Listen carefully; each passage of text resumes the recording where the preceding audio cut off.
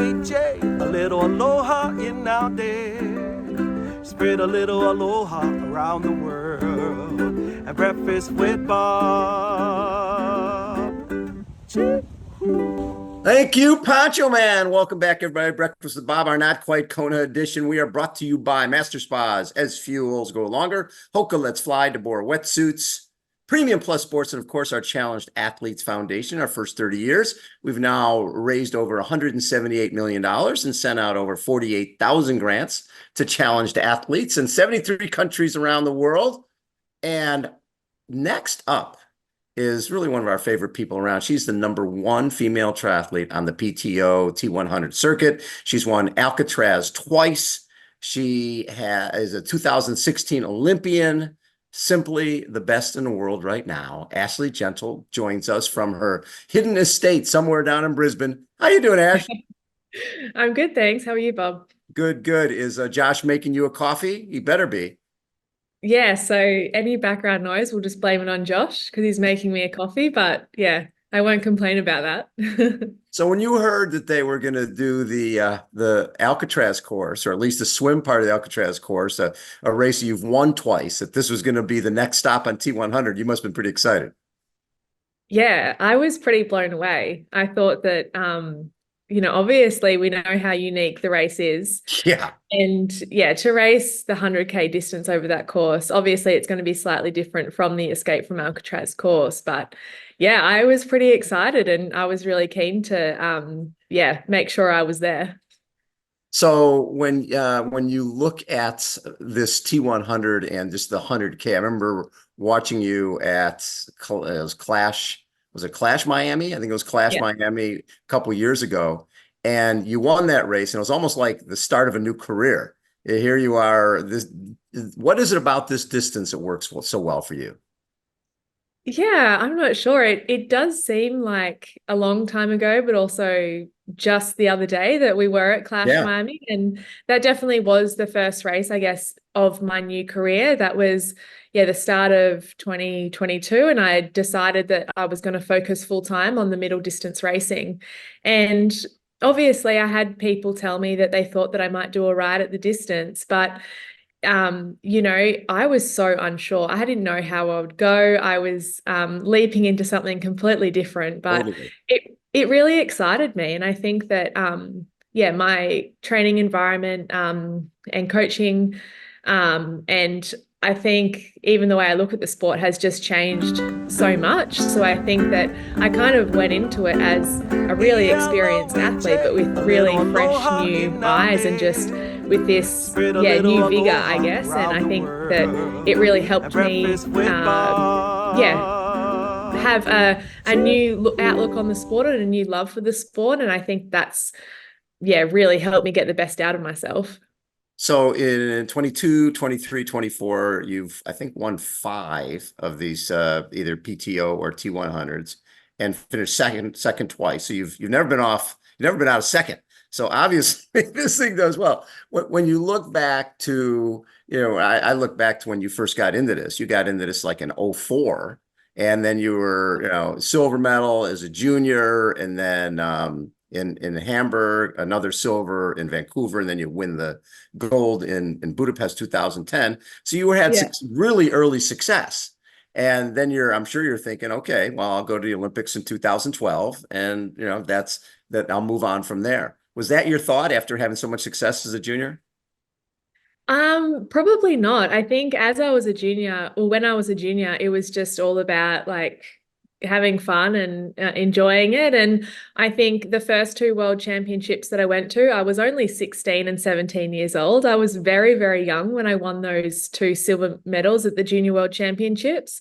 And I think it was probably not until 2010 when I won the junior world championships in Budapest, where I was a little bit older. I had experience with training with some Olympians like, Emma Moffat and the high performance program with Triathlon Australia. And it really opened my eyes to what was possible. And I guess after that race in Budapest, that was probably a pivotal moment for me where I was probably the first time I was like, okay, maybe this is something I can do in my career. I would have been around 18 or 19 years old. And yeah, I guess I did move up the ranks quite quickly because I started racing on the World Series circuit as a very young 20-year-old in 2011.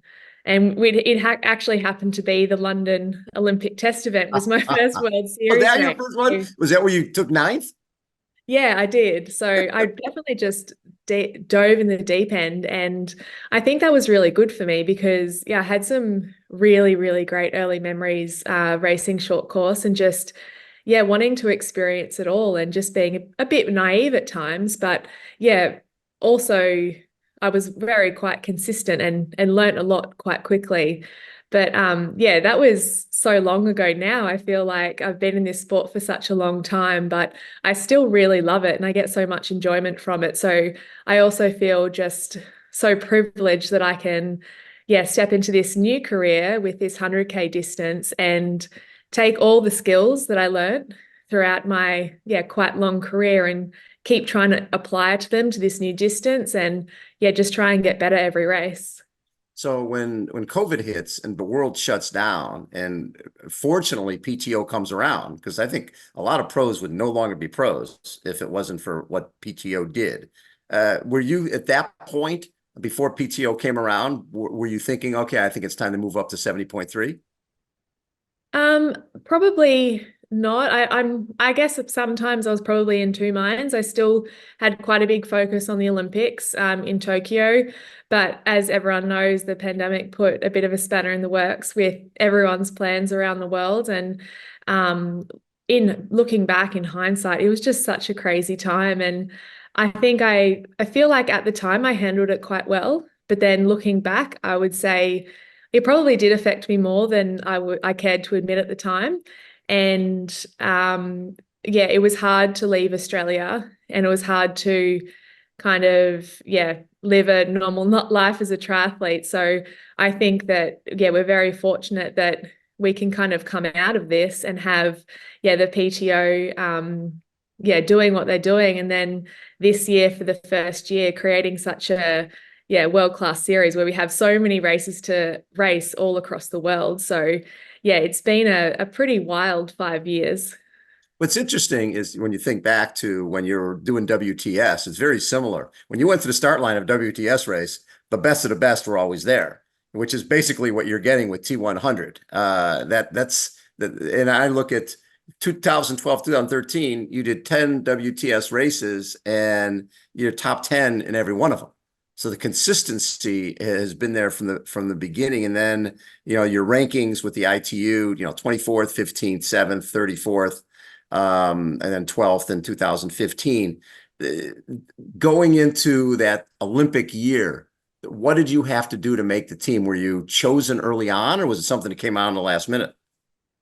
Well, for 2016, if I remember correctly, there was one or two people already, maybe Erin Densham was already picked automatically, potentially Emma Moffat as well. And then I guess I came out early in 2016 and I got 2 silver medals on the World Series circuit. So I think that helped cement my spot in that team.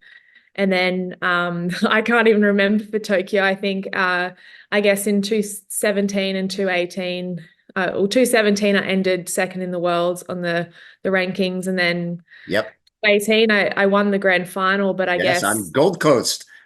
yeah, which was amazing, a hometown race. But I guess in 2019, it wasn't it wasn't a great race for me, a great year for me. But I think I definitely still showed signs that I could be on the World Series podium. And I'm not sure anyone qualified automatically, but I had been the top ranked Australian for quite many years. So I think that I got selection for that Olympics just through my ranking. What was the Olympic experience like for you? Oh, I feel like when I look back at my career, I probably raced really well and quite consistently, apart from the 2 Olympic experiences that I had.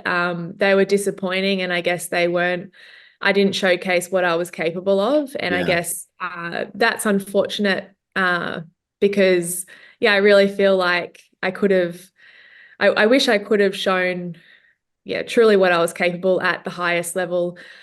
But that just goes to show the Olympics is something special, and it's not always easy to get it right on that one day. But, in hindsight too, I look back and I am proud of what I achieved, and I'm proud of what I achieved to even get to those Olympic Games. Yeah. But yeah, just a bit of regret, obviously. A few things I wish I could have done differently in preparation and obviously during those Olympic experiences. What's so hard is when you go to, like, it was 16 was your first, and when you go to your first games, it's not like any other. People say, oh, it's just another race, but it's not just another race. It's the Olympics, and there's an Olympic village. There's all sorts of different things going on. They always say that first Olympics, you sort of just want to go and feel it, and then the second one is when hopefully you can perform. But yeah, for you, did you feel better at one of the Olympics over the other? Um, yeah, I guess Tokyo was very unique because I guess with the COVID games, it Yeah. was yeah, so many rules and restrictions in place, even just for that to go ahead. And before that, we're very quite sheltered here in Australia. The home state I'm in, there was quite a lot of movement. We had our own like state lockdown, so life was normal within our state. But I guess, it was hard to move around Australia, let alone around the world. So I guess there was quite a lack of racing happening and race preparation for those Olympics. So that was just all in all, a very strange experience, if I'm honest. And then Yes. Rio, yeah, it was great. I think, yeah, your first Olympics, of course, it's very special, even just being able to make the team.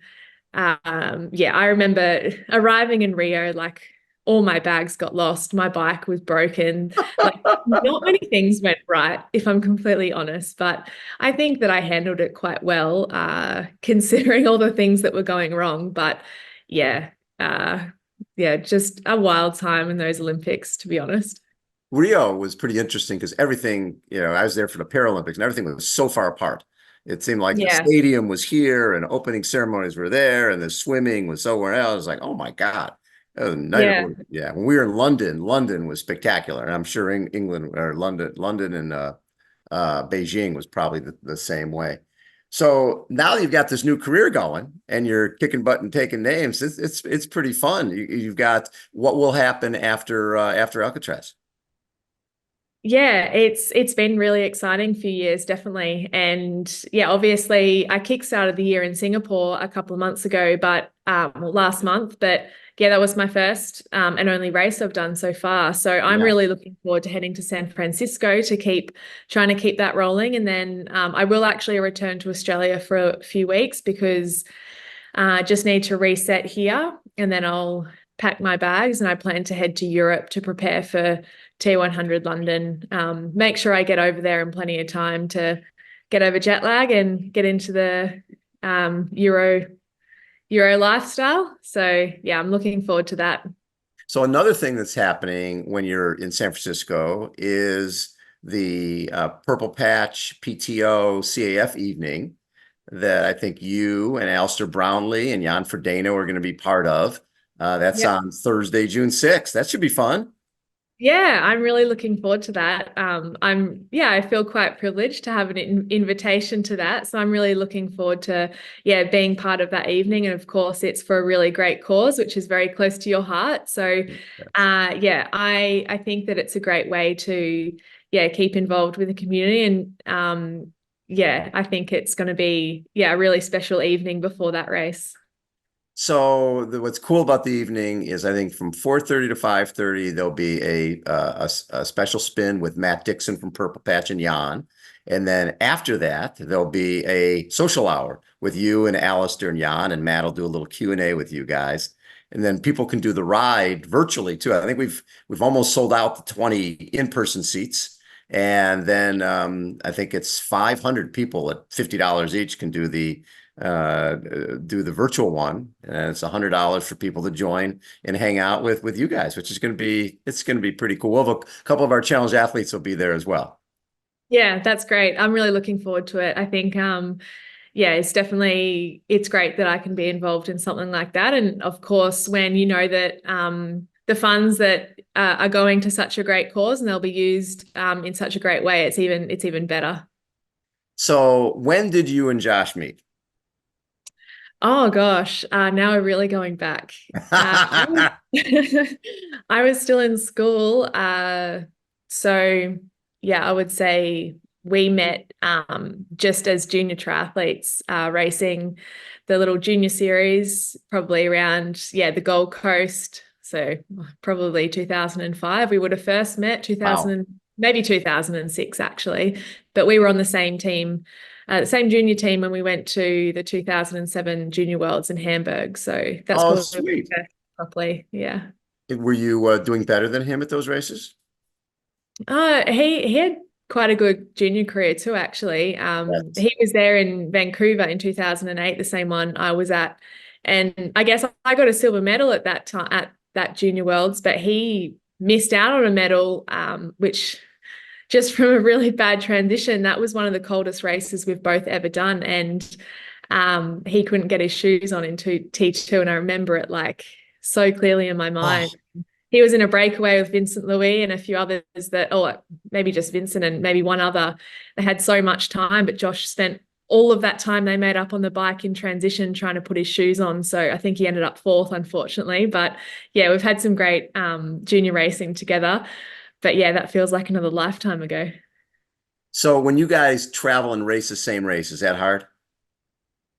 No, it's great. Is it I great? love it. It's really good because we spent a lot of our career, me doing the short course series, those World Series races, and then Josh, he did the short course for a little bit, but he changed to middle distance and long distance, I think back in 2012. So Yeah. he kind of made that move very early on in his career when he was still early 20s. So it was actually quite hard because I would be pursuing my goals in short course, and that was just completely opposite a lot of the time of what he did in his long course career. So there'd be periods of times where we wouldn't see each other for 3 or 4 months, Oh, like, doing our own careers and then meet back at home after such a long time away. So I think, yeah, as we've got older and obviously our relationships got a bit more serious, we've made sure that we spend more time together. And now obviously live together, do some training together, and thankfully, our goals are a lot more aligned. So it's been so much fun being able to choose where we go when we go overseas, and we always base together, obviously, and then spending a lot more time together now. is Josh coming to San Francisco? No, he's not coming to that one, but he's going to stay here because the next weekend he's doing Ironman Cairns. So obviously that wouldn't be too good for his prep. So Yeah. he's pretty focused on that one, and that's fine too. Like obviously it's super nice when things work out when we can be together, but we also are quite independent people and we respect each other's goals and make sure that when we need to focus on certain things for ourselves, the other person just knows they need to go for that. And yeah, sometimes we have to just go in different directions for a while before we meet up again. So when you've gone, you've watched him race an Ironman. I'm guessing it's somewhere Yeah. along the line. When you Yeah. see these things, any interest at all, or do you just look at this and go, "This is the silliest thing ever"? I'm in the same sport, but that is just for crazy people. Yeah, that's a hard one. I feel like when I watch Kona every year, there's a period of time after Kona, I'm like, I have to do this. This is so inspiring. Get like this urge to do a full Ironman, and then it wears off fairly quickly, I think, because I also see the flip side too. Like so many people make it look quite easy and they've just got it dialed. But obviously, as an athlete, I know Oh yeah. that so many hours of painstaking work goes into making an Ironman look easy. And I absolutely know that it's not the case. It's a long, brutal day. So I don't know, my mind's still torn, but I think I'm enjoying myself so much in this like 100K middle Yep. distance that it's kind of hard to yeah, think about much else because I'm just getting so much enjoyment out of what I'm doing right now. What's funny is back in the day, McKeely Jones was obviously winning everything, Olympic silver medal and all these. I think she won Alcatraz, I don't know how many times, a bunch. But she was short, going to Olympics. And then she didn't get to go to the Olympics in '04. So, in '03, she came over and watched Ironman. Mark Allen won the race. And we're standing there at the medical tent as he goes by on a stretcher. This is the guy who won the race. His feet covered in blood, IV, his body shaking. And she's like, turns to me, she goes, never. I will never do that race. Yeah. And 2 years later, she's winning the thing, or 3 years later, she's winning the thing. But it's one of those things that what PTO has done so well, it's given you guys that option. With dollar wise, it was almost like you needed to go full Ironman to make a living in the sport. And now you guys don't. You've got 70.3 and you've got PTO and T100 and challenge. It's a great era to be a pro.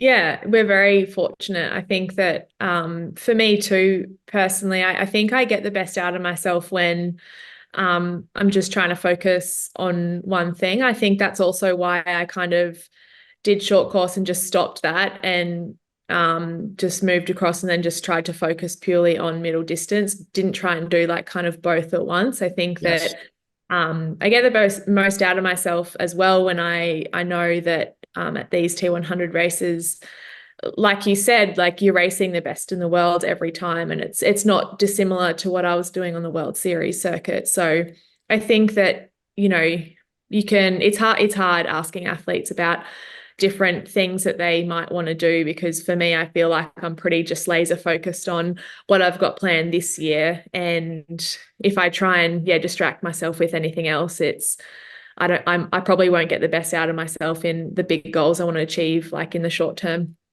When you go to the line at the T100 race and a Lucy Charles is there, you basically know, okay, there's some chasing that's going to be going on here this day. A lot of times you'll see athletes and they're always, and Lucy's just such an anomaly. She's so different, but you're always going to be chasing to hopefully win the race. Is that something that you savor? It's like, okay, all right, now I get off the bike and I go chase people down. Or is it something that, oh my God, I got to go chase them down again? I feel like I'm a completely different athlete now. So this answer is going to be different if you asked me 5 years ago. Yeah. Because in short course, if you know that you're going to be chasing down all day, you're probably not going to have a great day. The swim is so crucial. If you're not coming out in that front pack or have the insane ability like a Taylor Knibb to be able to close a gap, not that she really needs to anymore, she's swimming so well, but like your day is kind of over these days. When I first started World Series racing, it was a little bit different, but there was so much pressure, I guess, to make that front pack, especially in the later years of my short course career. So I guess now I go to a race and I'm doing a T100 race where it's non-drafting, there's a 20-meter draft rule. I feel like just so much more free. Like, of course, I'm focusing on my swim. I'm still working hard in the water. But I have this feeling that it's like, well, yeah, I'm racing Lucy Charles. Of course, there's going to be a gap. I don't think any miracles are going to happen. and there's definitely going to be one. But I have 80 Ks on the bike and I have an 18K run, and just do the best you can. And yeah, it's such a freeing experience because I go into races now and I'm hardly nervous. I'm just kind of excited. I'm at ease, and I know I've done the work, and I know it's 3.5 hours to get the best out of myself over all three disciplines. Hey, that's wonderful. Yeah, I mean, really, you get out of the water, you find out what the distance is, and then you're able to eat and drink, and 80K with the 20 with the larger draft rule, it makes life so much better and so much fairer.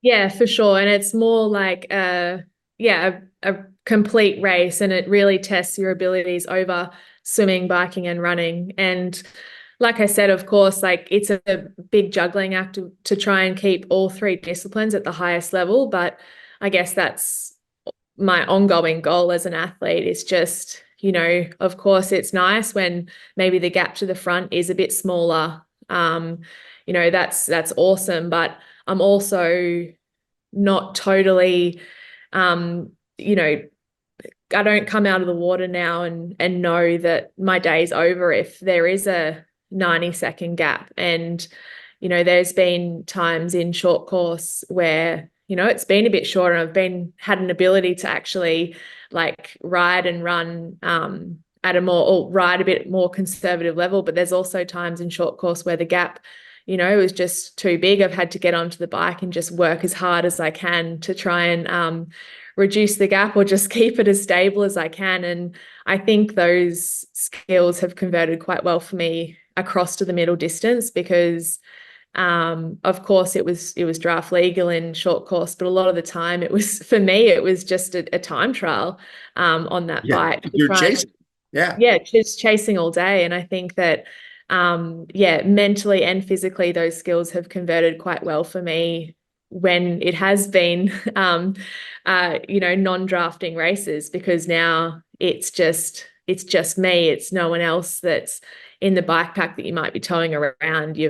You're just a lot more free, and it's a lot more fair race. And I think of all the years that I just worked as hard as I could on the bike, I'm pretty used to running on just absolutely ruined legs. So I think that that's a skill that's obviously hugely beneficial in the non-drafting racing, because you've had to work hard on the bike by yourself, and then you have to get off and run as strong as you can, no matter, how your legs are feeling.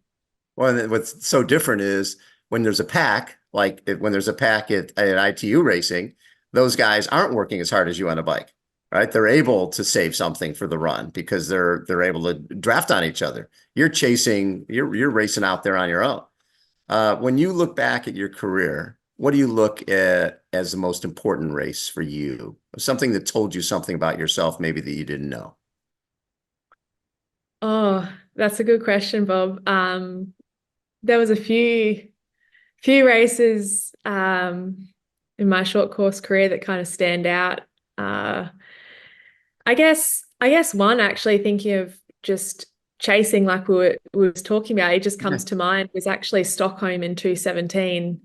There was a breakaway of Flora Duffy, Jess Learmonth and Katie Safaris. They were out in front. Then there was a middle group of really strong athletes, and then there was a big group behind, which I was in. And I remember there was quite a big group, but I just remember time trialing with Andrea Hewitt and I the whole time, just swapping off, doing what we could to eat into the deficit. We weren't bringing back Flora, Jess or Katie, but we were bringing back that group in between.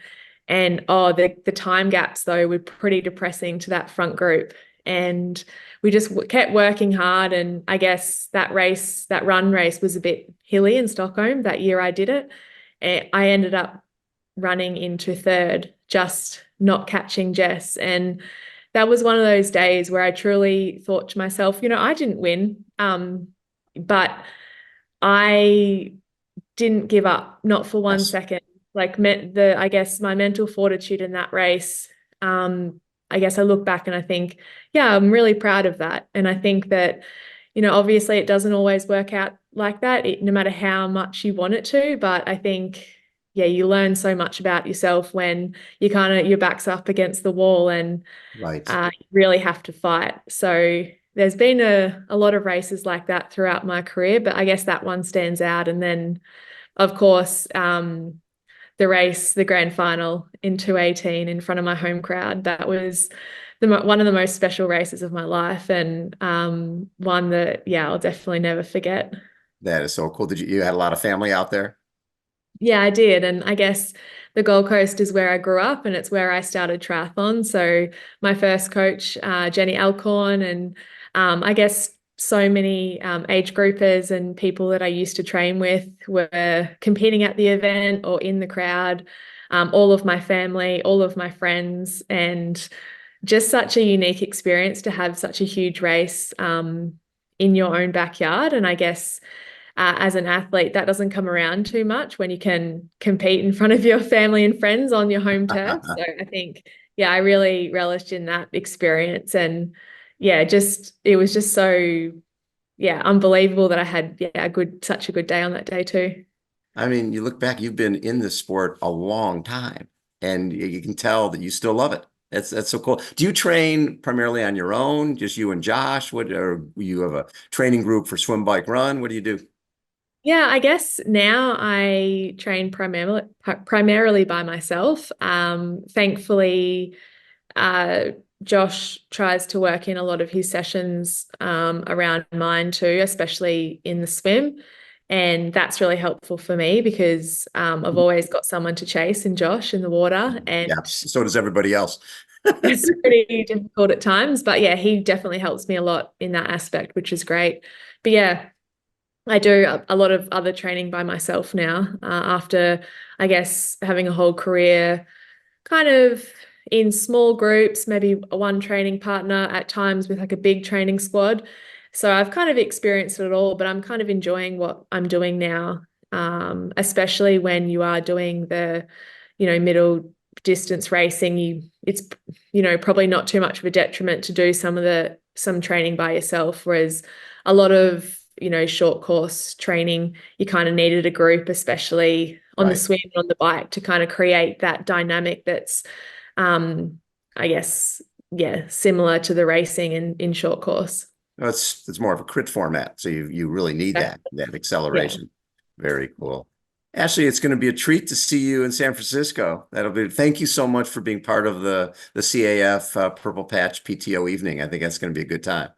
Yeah, I'm really looking forward to it. I'm looking forward to seeing you there. They're awesome. Ashleigh Gentle, #1 in the world. She'll be racing, actually, hopefully winning third time at Alcatraz. That'd be pretty sweet. Oh yeah, it'll be a tough ask, but yeah, I'm really excited for it. And anything can happen at that race. So I think that it'll be an interesting one to watch, that's for sure. What's funny about that race is, you jump off the boat and it's not like you're following buoys or anything. It's like if you get in the wrong line, you end up in a different part of the city. That's Yeah, brutal. if you look up and you see the Golden Gate Bridge, you know that you're in trouble. You've well and truly overshot the shore. So yeah, it is just such yeah, it's going to be wild, but it's so unique, and it's really cool that we all get to experience it. But I think it's going to be a pretty entertaining watch because yeah, as you know, the course is brutal and the conditions, who knows what we'll get. So yeah, Early in the morning, could be chilly, and obviously the water is never warm, so No. it'll be. And I don't know how many of the top women have raced Alcatraz before. It'll be interesting to see. Yeah, I'm not sure either actually, but I'm definitely glad that I have. Obviously, it was in 2015 and 2019, so it was a while ago, but I feel like I have some comfort that I have survived it. So obviously it's a longer race in the 100K distance, but I'm like, okay, well, if I did it, in 2 years before and I'm still here today, I know that I successfully escaped and I can try and do it again. Yeah, and you just tell all the other women, just follow the buoys. You'll be fine. Yeah, Nelson on there. There's none of them out there. I love them. Yeah, exactly. Ashleigh Gentle has been our guest. Thank you so much for tuning in. And Ashley, thank you again for your time. Always a treat to get to chat with you. And please give my best to Josh. Thanks, Bob.